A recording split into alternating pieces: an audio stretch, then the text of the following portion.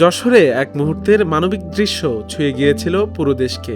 বাস থেকে নেমে এক শিশুকে কোলে তুলে নেওয়া, সেই ঘটনায় এবার পেল নতুন মাত্রা। সেই শিশুর জন্য উপহার পাঠিয়েছেন প্রধানমন্ত্রী তারেক রহমান।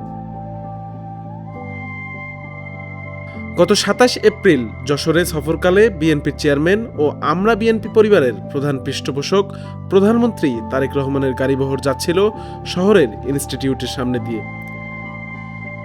এ সময় ফুল হাতে নিজের শিশু সন্তানকে দাঁড়িয়েছিলেন এক মা, নীলিমা। তাৎক্ষণিকভাবে বিষয়টি নজরে আসে প্রধানমন্ত্রীর।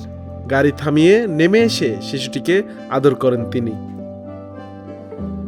দ্রুতই সেই মানবিক মুহূর্তটি সামাজিক যোগাযোগ মাধ্যমে ছড়িয়ে পড়ে। এরই ধারাবাহিকতায় সেই শিশুর জন্য উপহার পাঠানোর নির্দেশ দেন প্রধানমন্ত্রী। এটা আমাদের জন্য অন্যরকম একটা সম্মান, অন্যরকম প্রাপ্তি আমার সন্তানের জন্য। এটা কোনোভাবে বলে ব্যক্ত করার মতো না। উনি যে সেদিন বাস থেকে নেমে এসেছেন, এটা পরিপূর্ণ ওনার ভেতরের যে একটা সফট কর্নার, সেখান থেকে উনি আমার সন্তানকে দেখে নেমে এসেছে। আমরা কল্পনাই করিনি যে উনি বাংলাদেশের প্রধানমন্ত্রী বাস থেকে নেমে আসবেন। এটা শিশুদের প্রতি ওনার স্নেহ বাৎসল্য, যে ভেতরের যে ব্যাপারটা, ওখান থেকে উনি নেমে এসেছেন। ওনার জন্য অনেক অনেক দোয়া থাকলো।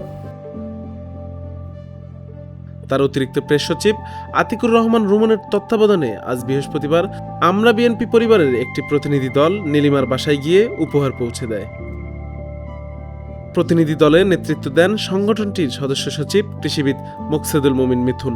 এ সময় উপস্থিত ছিলেন মাসুদ রানা লিটন সহ স্থানীয় নেতাকর্মীরা। মানবিক এই উদ্যোগ আবারও আলোচনায় এনেছে সেই মুহূর্তকে, যেখানে ক্ষমতার শীর্ষে থেকেও সাধারণ মানুষের কাছে পৌঁছে যাওয়ার বার্তা দিয়েছেন প্রধানমন্ত্রী তারেক রহমান। Desk report, Manabzamin.